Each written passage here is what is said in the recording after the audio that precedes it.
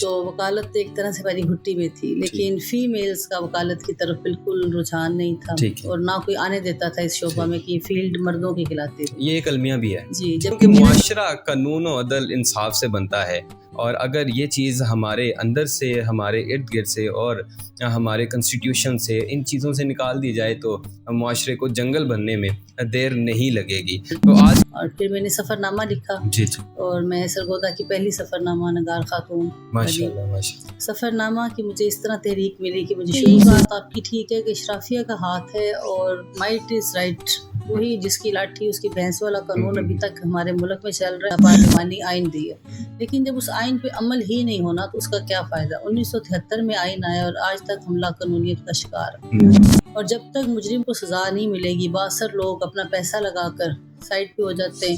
کچھ ایسے کیسز ہیں جن میں چاہتی ہوں کہ جو ہے ہمارے مدعی جو ہے نا وہ گورنمنٹ بنے، سرکار کو اس میں مدعی بننا چاہیے، پھر یہ مسائل حل ہوں گے، کیونکہ وہ تو پیسے دے کر تو اپنے ملزم کو چھڑوا لیتے ہیں۔ تو میں نے یہ دیکھا کہ عورت نے مظلومیت کا ایک لبادہ اوڑھا ہوا، اس کے پیچھے اس نے اپنے آپ کو ایک پناہ دی ہوئی ہے کہ میں مظلوم ہوں اور مجھے جو ہے آپ پناہ دیں، ٹھیک ہے۔ میرا یہاں پہ یہ کہنا ہے کہ جس عورت کے قدموں تلے رب کائنات نے مرد کی جنت رکھ دی، وہ مظلوم کیسے ہو سکتا؟ کیا گورنمنٹ اس میں انوالومنٹ کرتی ہے کہ ہمارے جیلوں میں اتنے لوگ اتنے ایک عرصہ سے موجود ہیں، یہ کیوں ہیں؟ کیا ان کے پیچھے کوئی نہیں ہے، اور ان کو سزائیں کیوں ہوئی ہیں؟ اور کچھ لوگ ایسے ہیں جن کا پیچھے کوئی نہیں رہتا ہے، ان کے پیچھے آنے والا کوئی نہیں ہوتا ہے، تو کیا گورنمنٹ کی اس میں کوئی انوالومنٹ ہے؟ جی، سرکاری وکیل ہمارے ہیں جو انہیں پرووائڈ کیے جاتے ہیں، لیکن جتنی تعداد مجرموں کی اس لحاظ سے سرکاری وکیل نہیں ہے، وہ چند ایک کیسز ہی فائل کر سکتے ہیں کیونکہ انہوں نے۔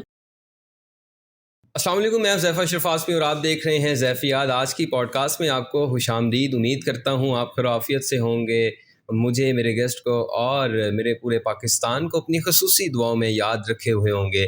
ناظرین اکرام، آج کی پوڈ کاسٹ میں ہمارے ساتھ بڑی ہی اہم شخصیت موجود ہیں، سرگودا کی معروف شخصیت موجود ہیں، اور اس پوڈ کاسٹ کو کروانے کے لیے میں سرگودا آرٹس کونسل کا شکریہ ادا کرتا ہوں کہ انہوں نے ہمیں یہ جگہ فراہم کی۔ آپ دیکھا کرتے ہیں کہ میری پوڈ کاسٹ میں مختلف اقسام کی شخصیات آیا کرتی ہیں، جن میں منصف بھی ہوتے ہیں، مصنف بھی ہوتے ہیں، اور مختلف شعبہ اجازت سے تعلق رکھنے والی شخصیت بھی ہوتی ہیں۔ تو جو آج کی ہماری جو شخصیت ہیں وہ بڑی ہی ہمہ جہت اور ملٹیپل شخصیت ہیں۔ ناظرین کرام، آپ کو یہ بتاتا چلوں کہ معاشرہ قانون و عدل انصاف سے بنتا ہے، اور اگر یہ چیز ہمارے اندر سے، ہمارے ارد گرد سے اور ہمارے کنسٹیٹیوشن سے، ان چیزوں سے نکال دی جائے تو معاشرے کو جنگل بننے میں دیر نہیں لگے گی۔ تو آج کی جو ہماری شخصیت ہیں، میں مختصراً سا تعارف کروا کر ان کی جانب چلوں گا۔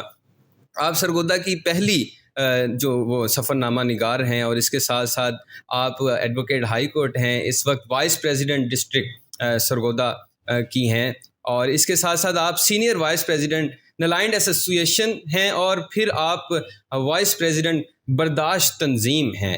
محترمہ چیئرپرسن جیل ریفارمر کمیٹی ہیں، اس کے ساتھ district president people's human rights اور پریزیڈنٹ آواز 2 تنظیم ہیں۔ اس کے ساتھ ساتھ آپ کا اور بھی بہت سا تعارف ہے، لیکن میں نے مختصراً سا کروا دیا، اور میں چاہوں گا کہ جب ہم ان سے بات کر رہے ہوں تو یہ بقیہ اور جتنا کچھ بھی ہے وہ تعارف یہ خود بھی کروائیں۔ ہمارے ساتھ موجود ہیں میم سعدیہ ہما شیخ۔ السلام علیکم، کیسی ہیں آپ؟ وعلیکم السلام جی، الحمدللہ۔ آپ کا شکریہ کہ آپ نے اس پوڈ کاسٹ کے لیے وقت نکالا، ہمیں دیا، اور ہمارے ویورز کے لیے آپ آئیں۔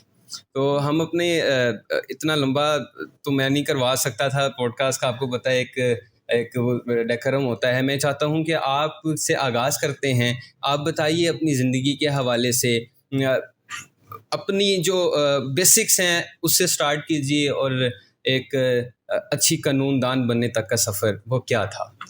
ہاں جی، بالکل اسی طرح تھا کہ جیسے بچوں کو سائنس پڑھائی جاتی ہے کہ ڈاکٹر بنے، ٹھیک ہے، لیکن میری فیملی میں چونکہ ایک لائر فیملی سے ریلیشن تھا میرا، میرے نانا وکیل تھے، ٹھیک ہے، اور میرے بھائی وکیل ہیں، چاچو وکیل ہیں، پھپھا وکیل ہیں، ماشاءاللہ۔ تو وکالت ایک طرح سے میری گھٹی میں تھی، لیکن فیمیلز کا وکالت کی طرف بالکل رجحان نہیں تھا، اور نہ کوئی آنے دیتا تھا اس شعبہ میں کہ فیلڈ مردوں کی کھلاتی تھی۔ یہ ایک المیہ بھی ہے جی، جبکہ میرا کہنا یہ تھا کہ لائرز کی کوئی جینڈر نہیں ہوتی، ٹھیک ہے، وکیل جسٹ وکیل ہوتا ہے۔ اور میرے دادا مجھے کہا کرتے تھے، کیونکہ میں شروع سے ہی چھوٹی چھوٹی باتوں کو جب ارد گرد دیکھتی تھی तो उन पे बोलती थी और बहस बहुत करती थी हर ठीक है। बात पे ना, बड़ों से भी करनी तो कहते थे ये वकील ही बनेगी। तो वो कबूलियत की घड़ी थी उनके मुंह के निकले अल्फाज के। माशाल्लाह। मैंने साइंस से एफएससी की, फिर ठीक है। बीएससी की और डायरेक्ट लाम इस्लाम लगा दी। मुखालफ बहुत हुई, इवन कि मेरे चाचू जो यूनिवर्सिटी के हेड थे लॉ डिपार्टमेंट के, उन्होंने भी कहा कि नहीं बच्ची वकील नहीं बनेगी। ठीक है। इस तरह मैं अपनी फैमिली की फर्स्ट फीमेल लायर हूँ, माशाल्लाह। अभी तक मैं ही हूँ और ठीक है। कोई आया भी नहीं है। सही। लेकिन अब ये है कि दूसरे बच्चियां जो है फॉलो कर रही हैं, बहुत सी बच्चियां इस साइड पे आ रही हैं मुझे देख के। और वो लोग स्पेशली जिनमें मेरे ननिहाल वाले भी थे, बहुत मुखालफत करते हुए, वो देहाती बैकग्राउंड रखते हैं। ठीक है। अब वो अपनी बच्चियों के मसाइल के लिए मेरे पास आते हैं। सही सही सही। तो ये एक मेरा विनिंग पॉइंट है कि मैं इस चीज़ पे प्राइड करती हूँ कि मैं आज वहाँ पे मसाइल के हल के लिए मौजूद हूँ। ठीक। तो ये आप मोटिवेशन का बायस भी हैं। जी ये एक अलमिया है जैसे कि आपने बात की बिल्कुल। कि इसी तरह ये कि मेरा पहला जो तारुफ है वो तो एज अ मुसन्फ़ा और शायर है, ठीक। और मैं 9th क्लास से स्कूल लेवल से लिख रही हूँ, माशाल्लाह। फिर कॉलेज के मैगजीन में, इवन कि फिर एक वक्त ये आया कि हाउस ओपन मैं करती थी कॉलेज के मुशायरे का। अच्छा। सही। तो इस तरह फिर ये सफ़र बदतरीज आगे बढ़ता रहा, कलम में पुख्तगी आती रही, और फिर मैंने सफ़रनामा लिखा, जी जी। और मैं सरगोदा की पहली सफ़रनामा नगार खातून बनी। माशाल्लाह माशाल्लाह। सफ़रनामा की मुझे इस तरह तहरीक मिली कि मुझे शुरू से वो शौक़ था इब्न इंशा को पढ़ने का, तो उनका नगरी नगरी मुसाफिर, फिर मुस्तनसर से अंतारर। लेकिन मैंने इसमें फिर थोड़ा सा चेंज किया सफ़रनामा में ना, क्योंकि हम लोग सिर्फ खूबसूरतियाँ दिखाते हैं उन इलाकों की कि वो जन्नत में की है, लेकिन उस जन्नत में बसने वाले जो लोग हैं उनकी जहन्नुम ज़िंदगी के बारे में कोई तारुफ नहीं करा। नहीं कर। मैंने अपने सफ़रनामा में इस चीज़ को उजागर किया कि वहाँ बसने वालों की तकलीफ़ भी पता लगे, ठीक है। कि हम जिस जन्नत में एंजॉय करके आते हैं 8-10 दिन के लिए, वहाँ के लोग वो किस तरह की सख्तियाँ झेल रहे हैं, वहाँ की ख़वातीन की मुश्किलात, स्पेशली ख़वातीन वहाँ बहुत मुश्किल में। तो ये सब कुछ मैंने उसमें डिफ़ाइन किए। इसी तरह फिर मुझे स्पोर्ट्स का शौक़ था। कॉलेज की हर स्पोर्ट्स मेरे पास थी, क्रिकेट टीम की मैं कैप्टन थी। ठीक ठीक ठीक। और फिर ये है कि शुरू से कुछ हट के करने का जो आप शौक़ था कराटे वो मुझे इंस्ट्रक्टर भी कराटे हैं? की तरफ ले गया। तो मैं सरगोदा की पहली फीमेल कराटे इंस्ट्रक्टर माशाल्लाह, थी। कॉलेज में मैंने 4 साल कोचिंग की है, फर्स्ट ईयर से फोर्थ ईयर तक। ठीक ठीक ठीक। और इस पे भी बहुत एतराज़ हुए कि लड़की है, कराटे की क्या ज़रूरत है। तो ये मेरा एक छोटा सा तारुफ। आपने एक जिसे कहते हैं बाउंड्री है उसको तोड़ा है। लोगों की एक अजीब सी मेंटालिटी बन चुकी है, अगर लड़की है तो ये कैसे करेगी, अब वो कैसे करेगी, कुछ तो पढ़ने भी नहीं देते हैं, और ये एक्टिविटीज़ तो बिल्कुल, मैं बिल्कुल उसी फैमिली से बिलोंग करती हूँ, शेख फैमिली से, जहाँ बेटियों को जस्ट ज़्यादा से ज़्यादा मैट्रिक तक तालीम दिलवाई जाती है और उसके बाद शादी। ठीक।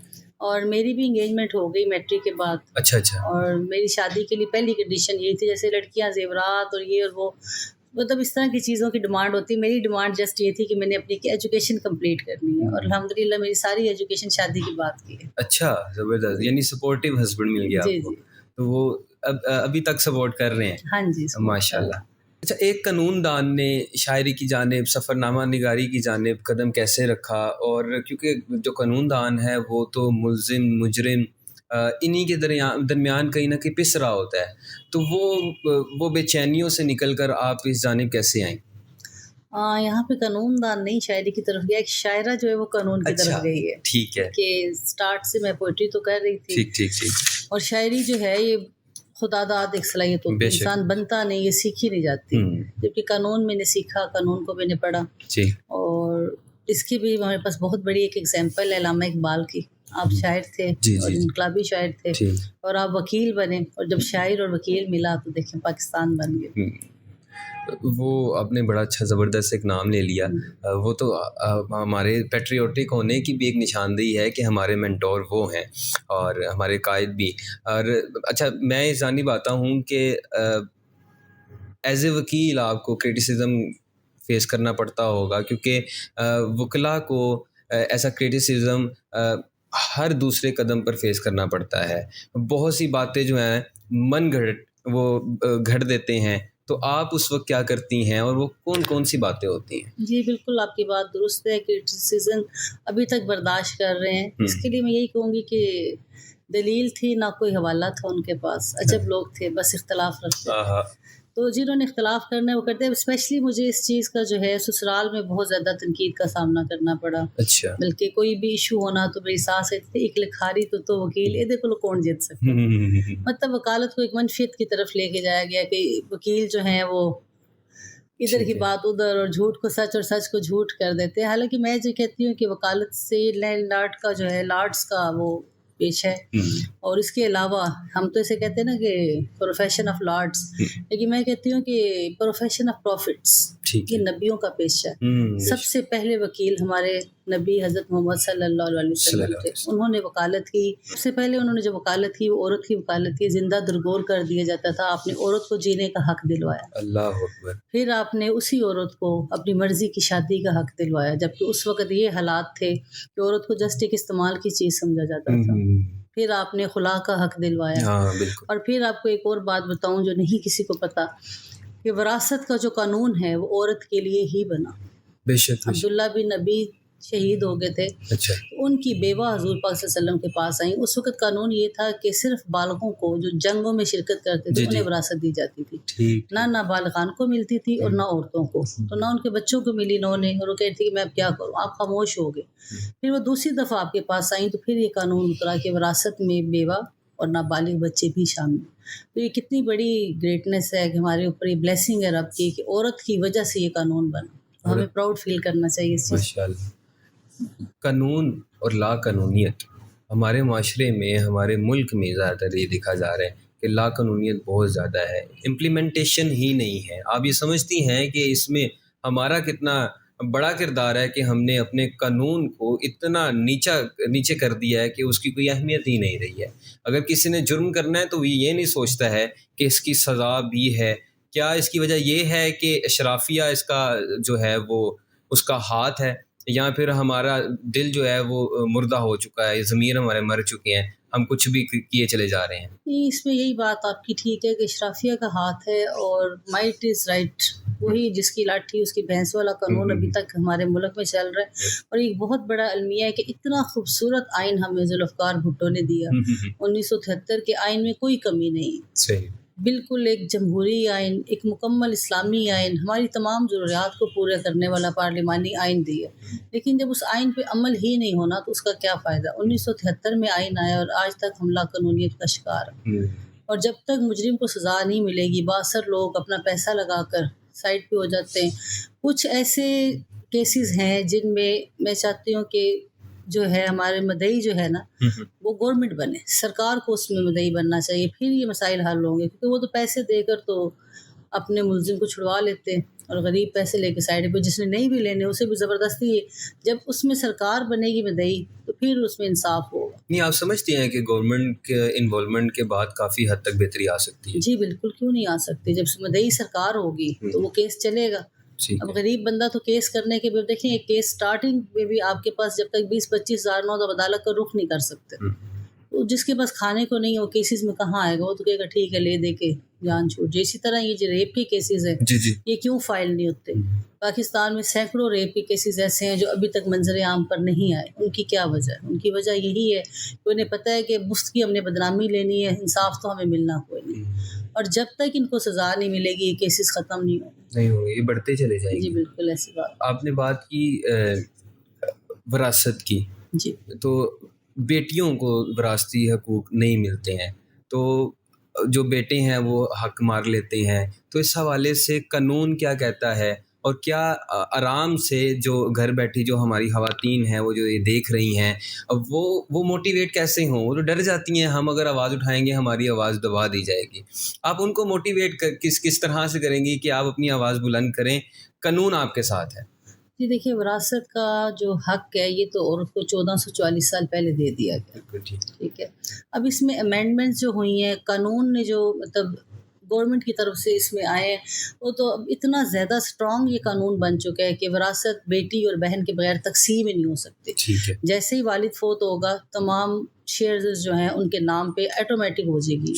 اب یہ لینا، آواز بلند کرنا، وہ کہتے ہیں مدعی سست اور گواہ چست، تو یہ آپ کو خود اٹھنا ہے. لیکن یہاں پہ ہمارے یہاں عورت کو بلیک میل اس طرح کیا جاتا ہے کہ اگر وراثت لی تو سارے تعلق ختم.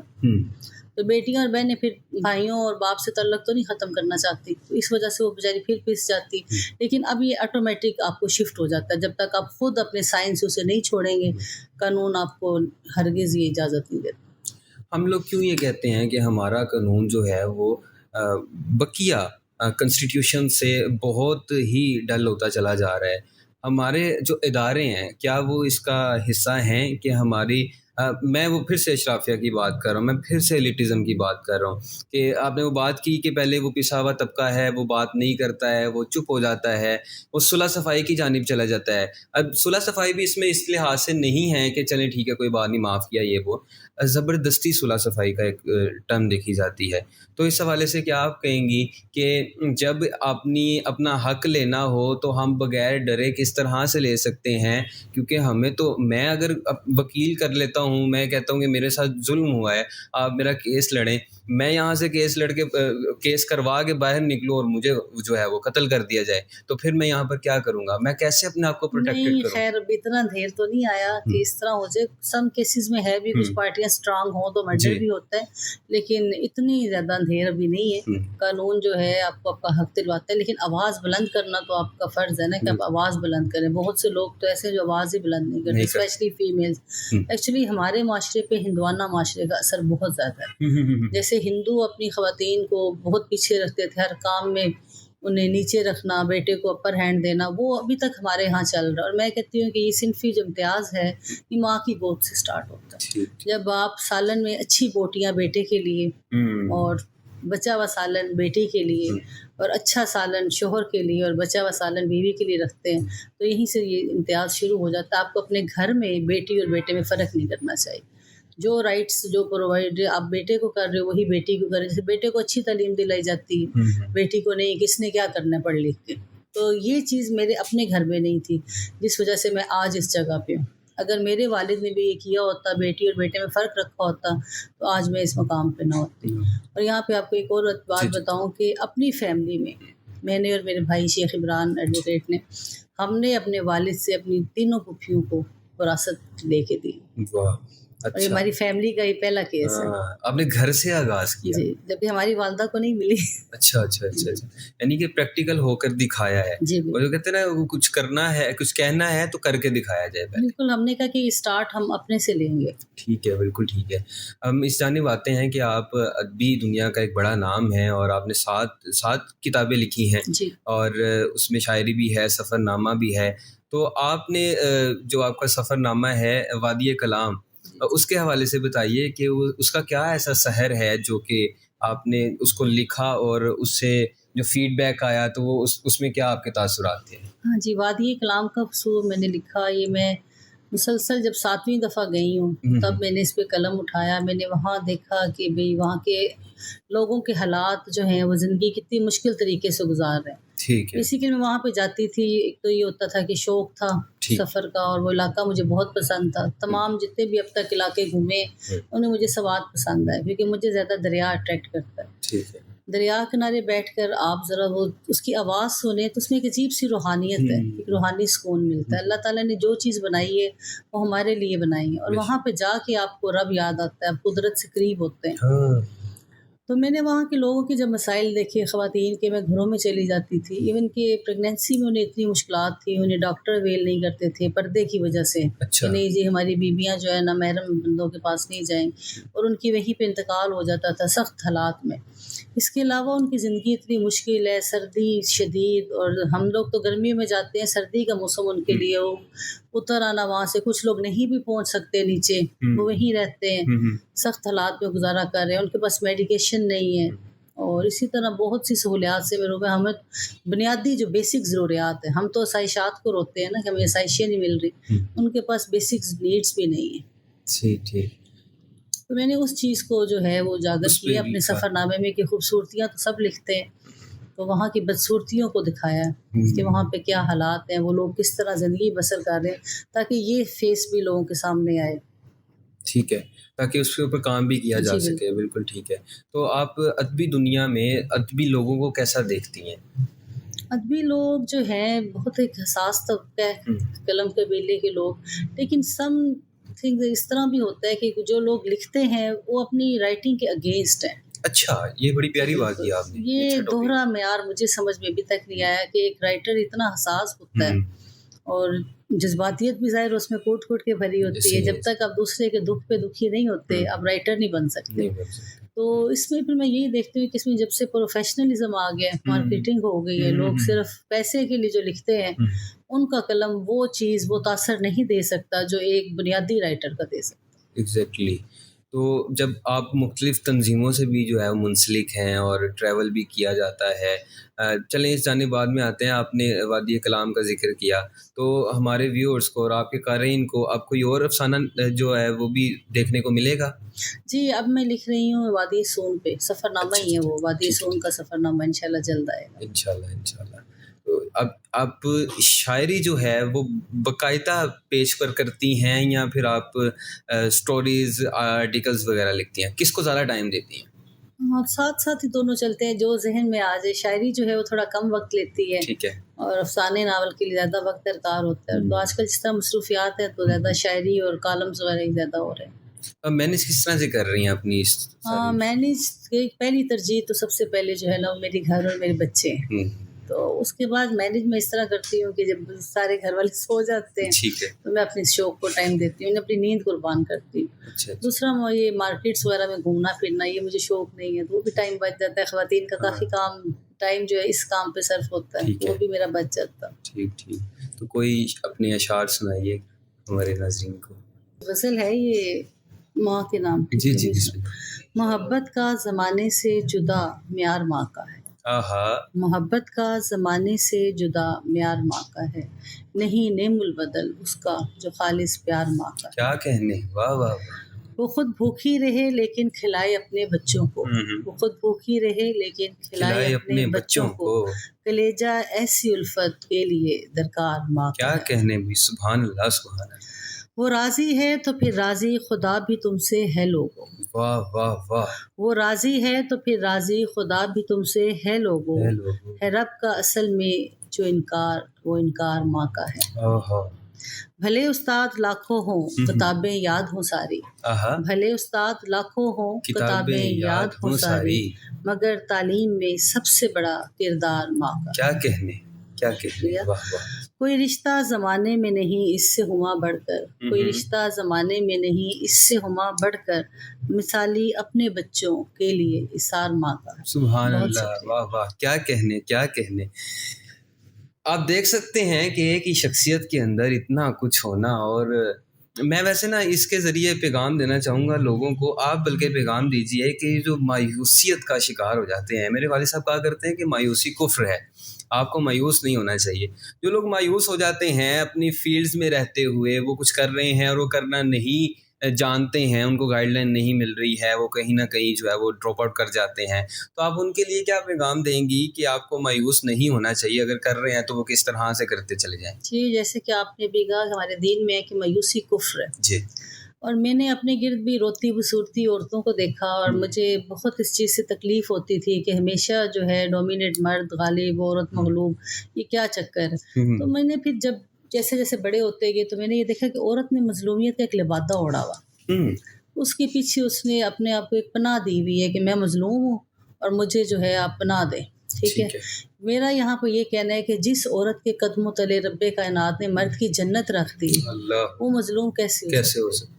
کسی طرح بھی وہ مظلوم نہیں ہے.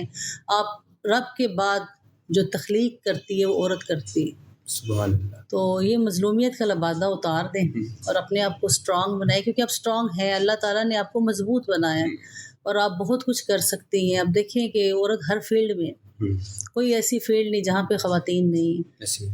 تو اسی طرح میں ایک ایسی فیملی سے ہوں جہاں پہ ہمیشہ عورتوں کو دبایا جاتا ہے اور ان کا آگے آنا جو ہے وہ گھر والے بجائے اس کے کہ اس کو فخر سمجھیں، وہ شرمندگی سمجھتے ہیں کہ ہماری عورتیں باہر جا رہی ہیں. تو میں نے اپنا ایک مقام بنایا اور بتایا سب کو کہ خواتین اس طرح سے، اور آج میری فیملی میرے پہ پراؤڈ کرتی. ماشاء اللہ. آپ نے بھی یہ جو مظلومیت کا لبادہ اوڑھنے کی بات کی، یہ بہت بڑا تمانچہ ہے ایک مخصوص طبقے کے لیے، جو کہ کہا کرتی ہیں کہ ہمیں ہمارے رائٹس نہیں مل رہے ہیں. اور وہ رائٹس بھی وہ رائٹس نہیں ہیں وہ جو مانگ رہی ہیں. اصل رائٹس اگر مانگے جائیں تو اس میں کوئی برائی نہیں ہے اور وہ ان کا بنیادی حق ہے. ہم اس جانب چلتے ہیں کہ دو چیزیں ہیں ہمارے پاس، آپ کے ادب کے حوالے سے بھی اور اچھے وکیل کے حوالے سے بھی. اچھا ادیب کیسا بنا جائے؟ ادیب تو جیسے میں نے پہلے بھی آپ سے کہا کہ بائی برتھ. ٹھیک ہے. اور دوسرا ادیب جو ہے وہ ادیب جو ہے اپنے قلم کا حق ادا کرے، کیونکہ یہ وہ قلم ہے جو نبیوں کو دیا گیا اور کہا گیا کہ لکھ، القلم وما یسطرون، اور ہمیں اس قلم کا حق ادا کرنا ہے.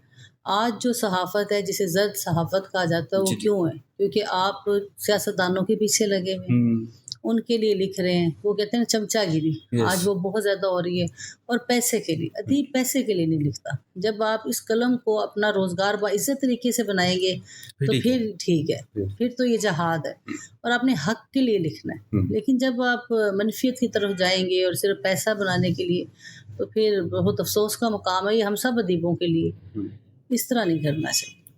ادیبوں میں آپ نے دیکھا ہوگا ایک دوسرے کی ٹانگیں کھینچنا بھی بڑا وہ بھی جی بالکل، لیگ پلنگ بھی بہت زیادہ ہے، کیونکہ سینئرز جو ہیں وہ نہیں چاہتے کہ جونیئر آگے ہیں، لیکن کچھ اچھے ادیب بھی ہیں جو آگے کرتے ہیں۔ ابھی ہمارے سرگودا میں سر ہارون رشید تبسم ہے، وہ بہت پروموٹ کرتے ہیں نئے آنے والوں کو۔ ہماری آج ہی پوڈ کاسٹ ہوئی ہے ان کے ساتھ۔ جی جی، سرگودا کا ایک بہت معتبر نام ہے۔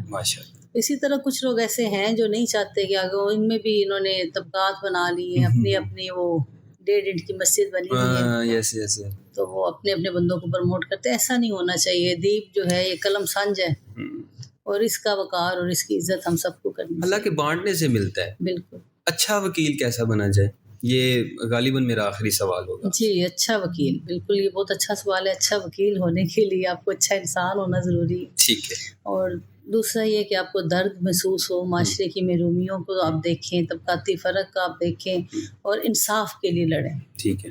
سب سے مین مقصد جو ایک وکیل کا ہونا چاہیے وہ انصاف دلانا، اور یہی اس کا کام ہے۔ آج میں دیکھتی ہوں جیل ریفارمر کمیٹی کی 3 سال سے چیئرپرسن ہوں، کہ سب سے محروم طبقہ جو ہے وہ جیل کی خواتین ہیں۔ آزادی مارچ والی خواتین جو ہر سال ایک جلوس نکلتا ہے اور حق کے لیے نعرے بلند، وہ ادھر کیوں نہیں آتے؟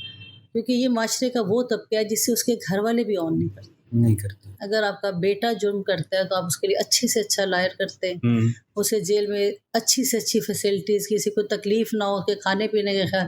وہی جرم جب بیٹی کرتی ہے تو اسے آپ آن ہی نہیں کرتے شرمندگی کی وجہ سے، اور اگر وہ کسی کی بیوی ہے تو اسے فوراً طلاق نامہ جیل میں ہی مل جاتا ہے۔ تو یہ جو ہے بڑے افسوس کی بات ہے کہ اللہ تعالیٰ نے تو مرد و عورت کے لیے حد ایک رکھی ہے، لیکن معاشرے کی تعزیر جو ہے وہ مختلف ہے۔ ایک سوال ابھی جنم لیا، وہ یہ کہ کیا گورنمنٹ اس میں انوالومنٹ کرتی ہے کہ ہمارے جیلوں میں اتنے لوگ اتنے ایک عرصہ سے موجود ہیں، یہ کیوں ہیں؟ کیا ان کے پیچھے کوئی نہیں ہے، اور ان کو سزائیں کیوں ہوئی ہیں؟ اور کچھ لوگ ایسے ہیں جن کا پیچھے کوئی نہیں رہتا ہے، ان کے پیچھے آنے والا کوئی نہیں ہوتا ہے، تو کیا گورنمنٹ کی اس میں کوئی انوالومنٹ ہے؟ جی، سرکاری وکیل ہمارے ہیں جو انہیں پرووائڈ کیے جاتے ہیں، لیکن جتنی تعداد مجرموں کی ہے اس لحاظ سے سرکاری وکیل نہیں ہے۔ وہ چند ایک کیسز ہی فائل کر سکتے ہیں، کیونکہ انہوں نے پھر ظاہر اپنا کام بھی کرنا ہوتا ہے، تو انہیں وکیل نہیں ملتے۔ جیسے اب لیگل ایڈ ایسی خواتین کو، ظاہر میں تو خواتین کے لیے کر سکتی تھی، اب جب کہ میں as a vice president district bar میں ہوں تو میں اپنے چند ساتھیوں سے بھی اس بات کو ایگری کر رہی ہوں کہ آپ لوگ مردوں کی طرف بھی توجہ دیں۔ ان میں بھی کچھ ایسے ہیں جو مالی پوزیشن جن کی نہیں ہے، یا جن کے پیچھے صرف مائیں ہیں یا بہنیں ہیں اور مرد کوئی نہیں، اور وہ کیس نہیں کر سکتے فائل، تو ان کی ہیلپ کریں۔ تو الحمدللہ ساتھ آ رہے ہیں میرے بھائی، کوشش کر رہے ہیں۔ ماشاءاللہ یہ بڑا ایک زبردست کام ہے۔ اب پاکستان کی اکانومی، چلیں وہ چیز چھوڑتے ہیں، ہم پولیٹیکلی بات کرتے ہیں، آپ کا اس سے لنک بھی ہے۔ پاکستان کی پولیٹیکلی جو سنیریو آپ اس کو کیسا دیکھ رہی ہیں؟ پولیٹیکلی تو عدم استحکام ہے، اور اسی عدم استحکام کی وجہ سے مہنگائی کا بھی طوفان چل رہا ہے، اور معاشرے میں جو ہے وہ بھی فرسٹریشن بہت زیادہ ہے۔ ابھی اب یونین والا واقعہ دیکھ لیں تو یہ ایک فرسٹریشن ہی ہے کہ پہلے 1947 میں ہم لوگ جانیں قربان کر کے اور کچھ پانے کے لیے خواب دیکھ کر پاکستان میں آئے، اور اب یہی خواب کسی دوسرے ملک میں لے کے جا رہے ہمارا نوجوان طبقہ۔ تو یہ ہمارے لیے بڑی افسوسناک بات ہے کہ ہمارے نوجوان اس حد تک مایوس ہو چکا ہے کہ وہ پاکستان سے فرار کو ترجیح دے رہا ہے۔ وہ بھی اپنے ساری مال و دولت بیچ کر، زمینیں بیچ کر لوگ گئے ہیں، زیور بیچ کر گئے ہیں، لیکن آپ نے دیکھا ہے کہ غیر قانونی طور پر جانے کا انجام کیا ہوا۔ ایسا ہی، ایک تو غیر قانونی بھی، اور دوسری بات یہ کہ دوسرے معاملات جس میں آپ اپنا سب کچھ بیچ باچ کر اپنی فیملی سے بھی دور چلے گئے، اور 16-17 سال کے بچے، معصوم بچے جنہیں ابھی کچھ پتہ ہی نہیں، ابھی جنہوں نے کھیلنا تھا، کیا گزری ہوگی ماؤں پر۔ میں ہمیشہ یہ کہا کرتا ہوں کہ ہم جب پوڈ کاسٹ کر رہے ہوتے ہیں تو میں سیکھنے کے لیے بیٹھتا ہوں، اور میرے ویورز جو آپ سے، آپ کی فیلڈ سے ریلیٹڈ ہوتے ہیں، وہ سیکھنے کے لیے ہمارے اس پوڈ کاسٹ کو دیکھیں گے، تو مجھے بہت ہی عمدہ میں نے ان کو پایا، اور چونکہ میرا تعلق بھی قانون سے ہے، تو میں چاہ بھی یہ رہا تھا کہ جب میں سرگودا جاؤں پوڈ کاسٹ کرنے کے لیے تو میں آپ کے ساتھ ضرور جو ہے وہ ٹائم الائن کروں، اور الحمدللہ اللہ کا بڑا شکر ہے کہ میری یہ جو ترتیب ہے وہ بالکل ایک سموتھ وے میں چل رہی ہے. تو میں آپ کا شکریہ ادا کروں گا کہ آج آپ نے وقت دیا ہماری اس پوڈ کاسٹ کے لیے. آخر میں آپ نوجوان نسل کے لیے کوئی مختصر سا پیغام دیجیے. نوجوان نسل کے لیے یہی پیغام ہے کہ آپ اپنے دین سے قریب ہوں. ٹھیک ہے. کیونکہ جو ثانیہ اور جو اس میں ہے آپ کے مسائل کا حل جی صرف اور صرف اسلام میں آپ دین سے دور نہ ہوں، اپنے دین سے قریب ہو، کہ بہت آسان اور سادہ دین ہے ہمارا، اس پہ عمل پیرا ہو تو انشاءاللہ آپ کی زندگیاں بہتر ہوں. انشاءاللہ تعالیٰ. آپ کا بہت شکریہ کہ آپ نے آج وقت دیا. انشاءاللہ آپ سے پھر ملاقات ہوگی، پھر کسی ٹاپک پر انشاءاللہ پھر بیٹھیں گے. آپ سے میں وقت لوں گا، مجھے اس کے لیے وقت درکار ہوگا. امید کرتا ہوں کہ آپ کو آج کی یہ پوڈ کاسٹ پسند آئی ہوگی. انشاءاللہ آپ سے اگلی پوڈ کاسٹ میں یا کسی اور موضوع پہ گفتگو کرتے ہوئے آپ سے ملاقات ہوگی. مجھے دیجیے اجازت. اللہ حافظ. السلام علیکم.